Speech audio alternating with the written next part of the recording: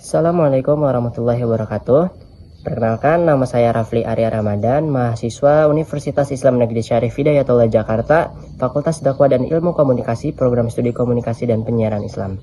Saya dari kelas 2B dengan NIM 12512900072. Sebelumnya yang saya hormati kepada dosen mata kuliah Filsafat dan Komunikasi yaitu Bapak Fahrudin Jayadi MA, dan kepada seluruh teman-teman mahasiswa komunikasi tahun 2025. Bismillahirrahmanirrahim. Jadi di sini saya ingin menjelaskan mengenai tentang bahasa atau arti komunikasi menurut bahasa dan juga secara istilah, serta apa itu komunikasi menurut definisi dan juga menurut para ahli, dan juga apa sih contoh dari komunikasi serta fungsi-fungsi dari komunikasi.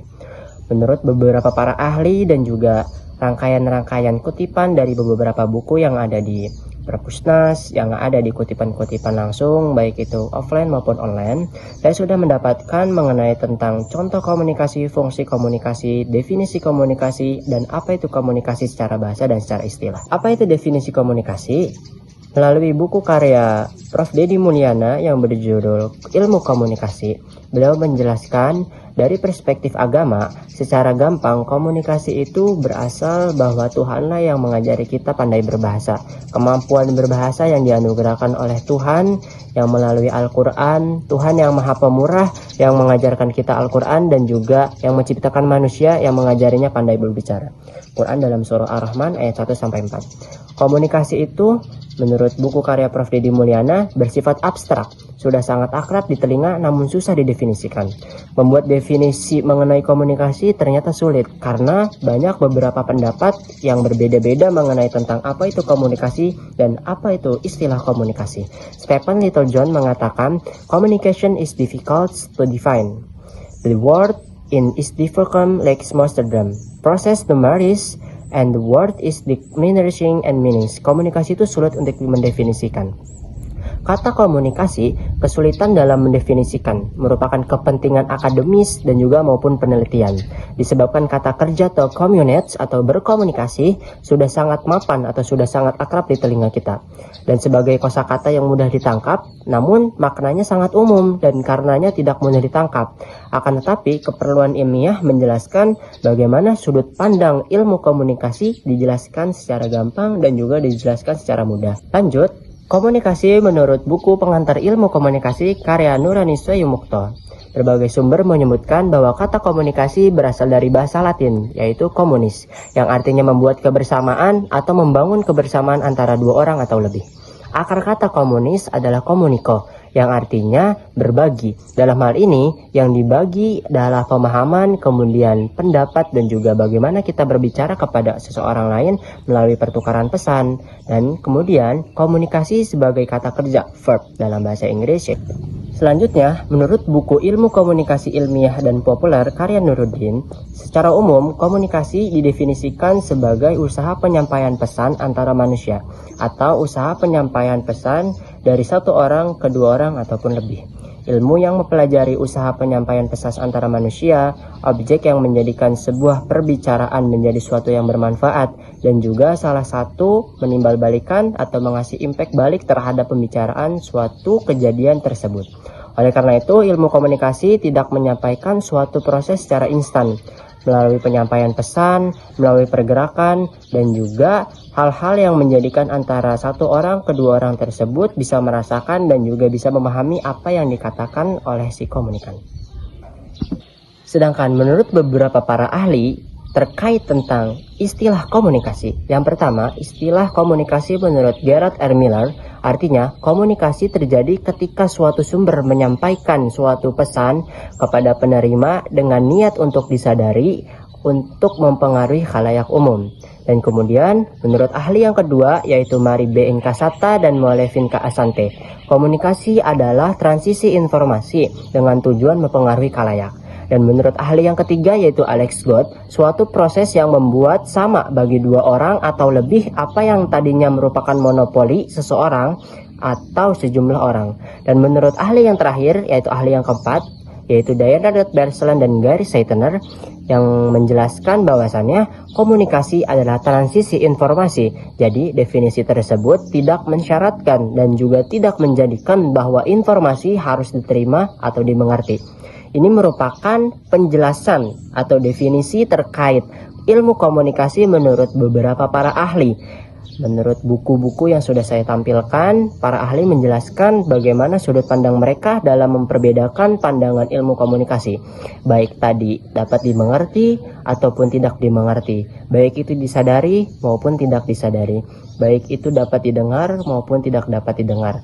Baik itu dapat menimbulkan rasa efek kembali maupun tidak dapat menimbulkan efek kembali. Sama saja, perbedaan ini menjadikan satu definisi bahwasannya ilmu komunikasi itu menjadi satu kesatuan bagaimana komunikan dan komunikator. Selanjutnya, melalui jurnal tim jurnal Komsospol tahun 2025 dengan judul Kekuatan Komunikasi, Fungsi dan Komunikasi Terhadap Transisi Kehidupan. Jadi, fungsi komunikasi itu terjadi 4. Yang pertama, fungsi sosial. Yang kedua, fungsi ekspresif. Yang ketiga, fungsi ritual. Dan yang keempat, fungsi instrumental. Yang pertama, fungsi komunikasi yaitu fungsi sosial. Fungsi sosial digunakan untuk menyatukan atau menghubungkan antara manusia dengan manusia, menjalin interaksi sesama dengan sesama makhluk lainnya, dan juga menjadikan masyarakat lebih beradaptasi dengan perilaku dan pembicaraan yang kita bawakan terhadap fungsi sosial.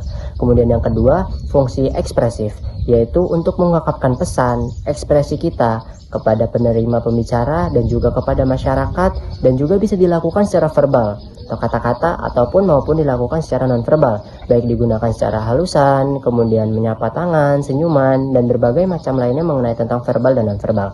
Yang ketiga, fungsi ritual, berfungsi untuk menjaga tradisi, memamerkan budaya, dan menampilkan sejumlah upacara-upacara adat.